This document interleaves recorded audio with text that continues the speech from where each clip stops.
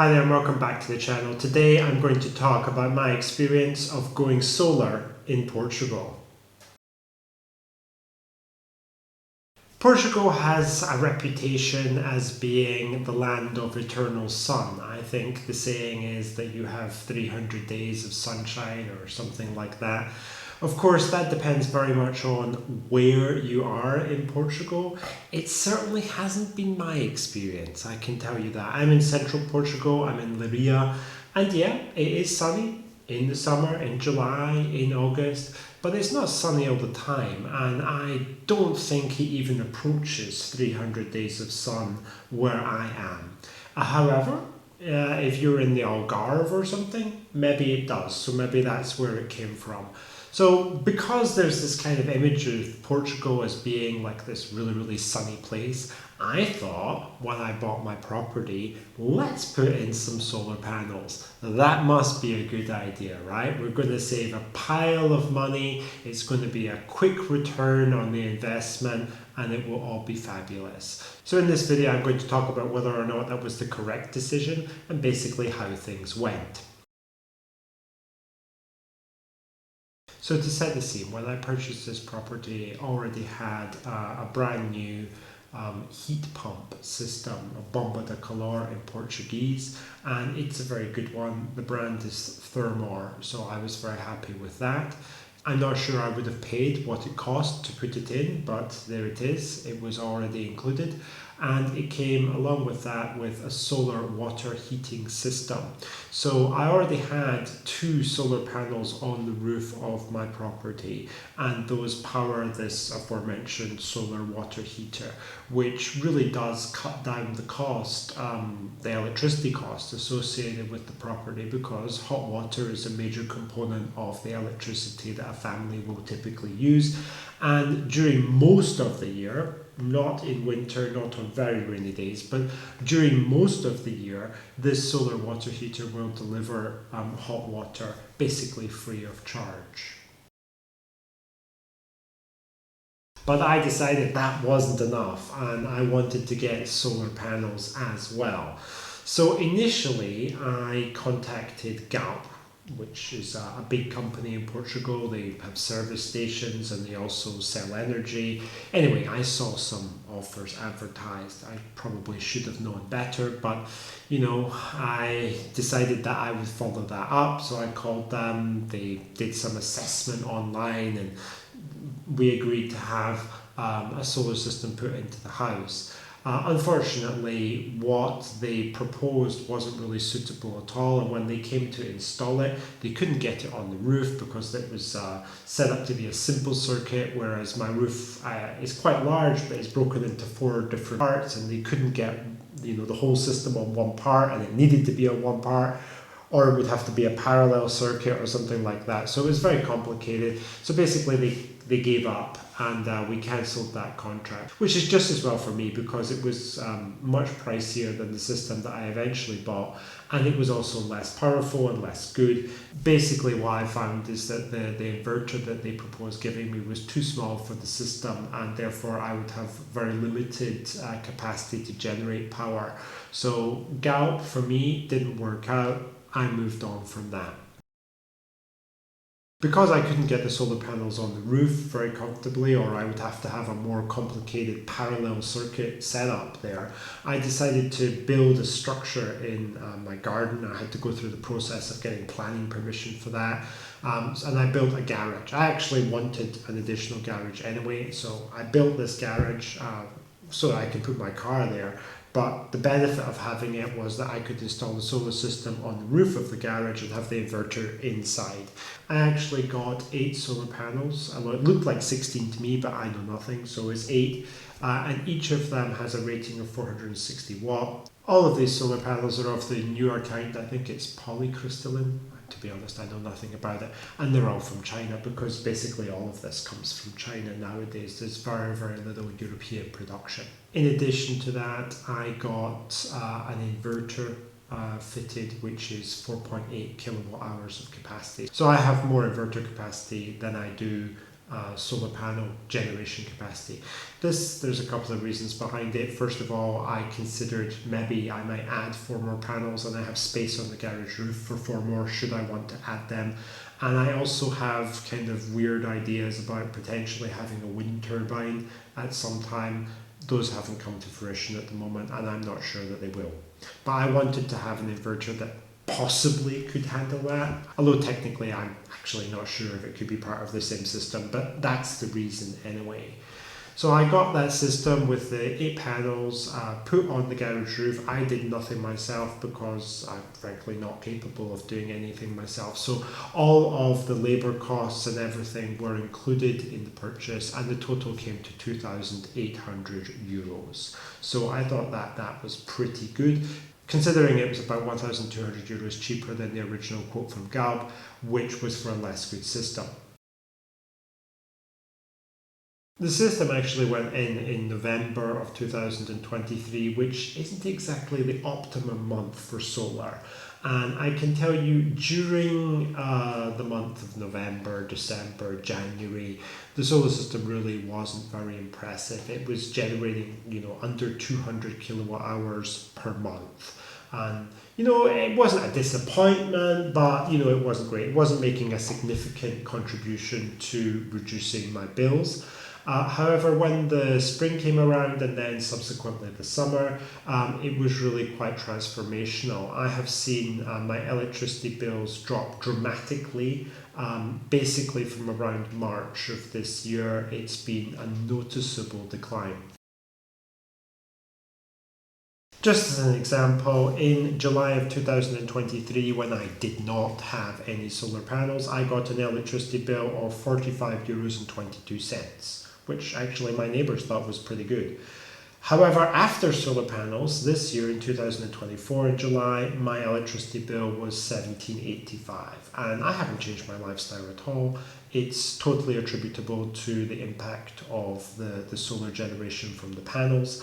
Because I'm consuming energy generated from the panels and not drawing from the grid, I'm saving on that consumption. And at least in July, that was over €27. Looking at August, because it's not good to just take 1 month, the bill in 2023 for August was $49.63, which was higher than July by quite a bit.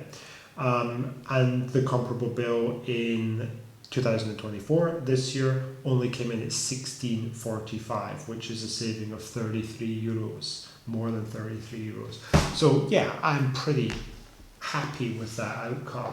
What I'm seeing is that because I'm the kind of person who's at home most of the day and consequently uses most of the electricity during the day. My wife cooks a lot using the oven and the stove. We boil water using electricity. Obviously things like the iron, the television, the computers, the internet, it's all electrical. The heating system, the bomba de calor, when it comes on, is also fully electrical, and also things like the washing machine. So basically everything is running on electricity in my home, and we do tend to use these things during the day rather than at night or very early in the morning when the sun isn't up. So the saving is considerable, because with a solar system, you save most of the money, you don't make it. I'm going to make a separate video on earnings from selling solar power back to the grid, but the short version of that is it isn't very impressive. But what you can do is, because you're generating your own power, you can consume that. And the electricity company charges you far, far more for using a unit of electricity, plus IVA and all the charges that they put on top of it, than you get for selling a unit of electricity. So you don't want to generate electricity to sell it really, or to store it and sell it or anything like that. What you want to do is curtail your use. Unfortunately, Portugal does not have any kind of offset system. I don't know if the audience are familiar with that, but it's some kind of concept whereby you generate a unit of electricity, send it back to the grid, and then you can use an equal unit of electricity from the grid. Portugal has no such system like that, and that really is a bit of a bummer. So in the absence of that kind of setup, the best you can achieve is to basically cover your consumption to the maximum extent possible using solar energy. for that reason, I didn't get a vast solar system. I considered, doing 20 panels or 25. And finally, I realized I was completely insane because I will never get the cost that I spend on those panels back. It would take me like 30 or 40 years to recoup the expense. With 8 panels, what I can do is I can reduce my bills to basically the minimum level, because I can't eliminate my bills simply because I don't have a battery, but even that wouldn't help me to eliminate the bills. You can't eliminate bills in Portugal because you're always going to get charged for any kind of grid connection you have, because you have your audiovisual connection and you also have your potential charge. The only way to get a zero electricity bill in Portugal is to go off grid. And if you go off grid, then you have to have very low energy consumption and an enormous battery setup. I mean, I have a neighbour who has a bigger solar system than I do. He has 20 panels and he also has a 10 kilowatt battery. And he's talking about going off grid. But it's completely insane, to be honest, because you can't go off grid with that kind of setup. If you go off grid with that kind of setup, how are you going to heat your home during the winter? You're not. And the reason for that is simply because the solar panels cannot generate enough power. If you have like a week of cloudiness or drizzle, which you can do, and sometimes it can be more than a week, then my solar panels make like 2 or 3 units per day in those kind of conditions. If the system is double or triple the size of mine, then it might be 9 or 10 units a day. But there are many people who easily go through 30 units a day just for heating in the winter. Therefore, you would have to have a huge battery system, and when you consider batteries and how much they cost and the fact that they don't last very long, it just becomes economically unviable to have a battery with your solar system. And only those people who truly need it, and those would be people who truly are living the off-grid lifestyle, people who don't have electricity connections, I think it's viable for them. But it's not viable for someone who's running a large 5-bedroom house with a swimming pool and electric underfloor heating. No, you just wouldn't be able to do that relying on solar power, or you would need either an enormous amount of panels, like one of those fields that you see with like 800 panels in it or something, or some kind of enormous battery setup that irradiates you as you walk past. It's just purely not a practical thing to do. It's impossible to get it to pay off, or near impossible to get it to pay off. Including a battery in my system just didn't make sense economically. Absolutely, categorically no. I did a lot of calculations and it wasn't even close. So, can you survive on solar here? No. Solar is something that you can have in addition to a grid connection. It's something that can help you to reduce your bills. Even in the winter, it does help to reduce bills. And you can also sell power back to the grid, which further gives you income that you can take off your bills. I will discuss that in another video because it will be too long. However, what you have to remember is that the performance of the system depends on the weather, and solar power is only really available to its maximum level during the summer when you have a nice clear day. It doesn't have to be a very hot day, but a nice clear day, free of clouds. If you start introducing cloud cover, either partial or total, mist and fog and that kind of stuff, rain into the mix, then you're going to see a reduction, and it could be a dramatic reduction in the amount of power that your panels produce.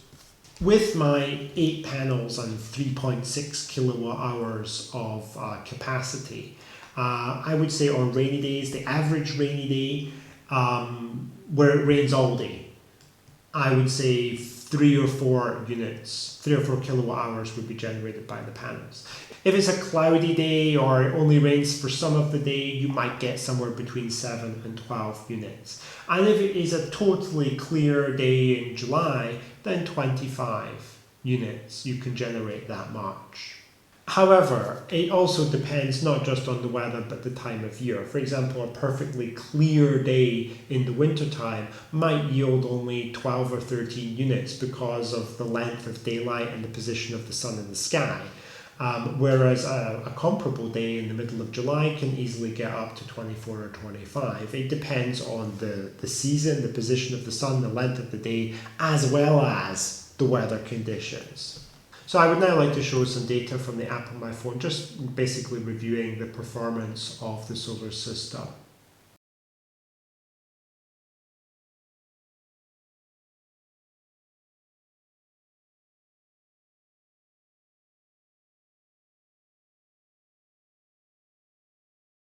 So, was getting solar panels a good investment for me? Well, I feel it was. That's because I'm probably a low energy consumer, compared to most of my neighbours and people around me. I use less power, considerably less power, and have lower energy bills as a consequence. I already have a very energy efficient home because I have the heat pump and I have the solar water heater system, and I've combined that with solar panels.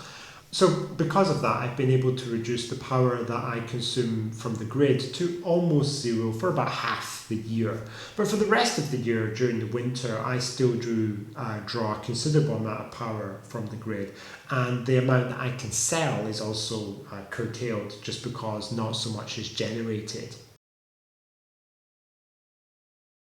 For my system, which as I mentioned before is 3.6 kilowatt hours, 8 panels, I have calculated over the course of the last 10 months basically that the system has been in place, that on average it saves me around about 20 euros a month off my electricity bill. Now when you consider that my electricity bill was somewhere in the ballpark of 45 euros a month in most months, yeah, it's nice. Now, in addition to that, we have solar system sales, where I can sell energy back to the grid, and that generates, again, it's an estimate because it's not been a full year, but probably around 18 to 20 euros as well in solar system sales.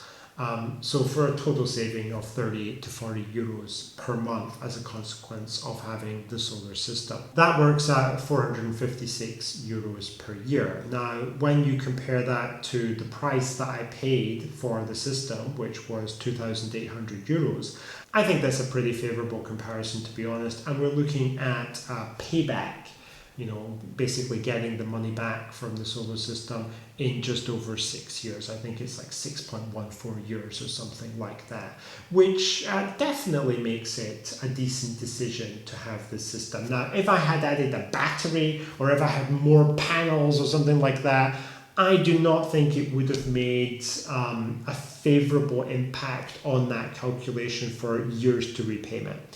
It would definitely have increased the amount of energy that I produce. It would increase the energy that I could sell, and it would definitely lower my energy bills by something.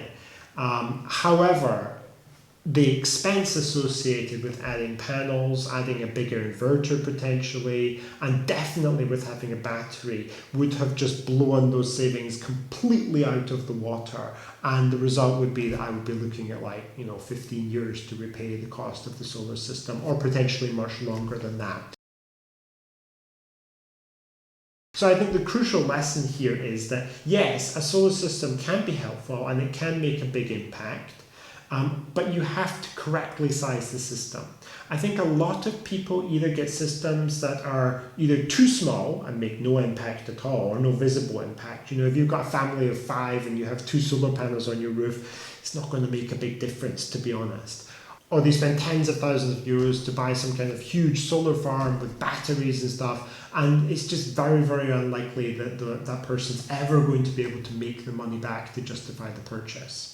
Now, in addition to getting payback in 6.1 years, there is another benefit, obviously, which is the accretion in property values. Properties that have solar panels on them, especially if it's a decent system that can tangibly impact the bills, it will sell for more. You know, if you say you have solar panels on your property, if you say you have a solar water heater on your property, if you say you have an air pump on your property, all of these factors are going to help you to sell your property for a higher price. No doubt about it. How much value has it added? To be honest, I really don't know because I haven't attempted to sell my property. However, I think for the €2,800 that I put into investing in the solar system, I would easily recoup that if I came to sell this property today. I don't think that it would be a problem at all to add €2,800 to the value that I paid for the home to account for the solar system. Absolutely no problem at all. And it may be even more than that because the hassle has already been gone through. And in Portugal, it is a hassle to install one of these UPAC solar systems. And that again is something that I will discuss in my upcoming video on selling solar power.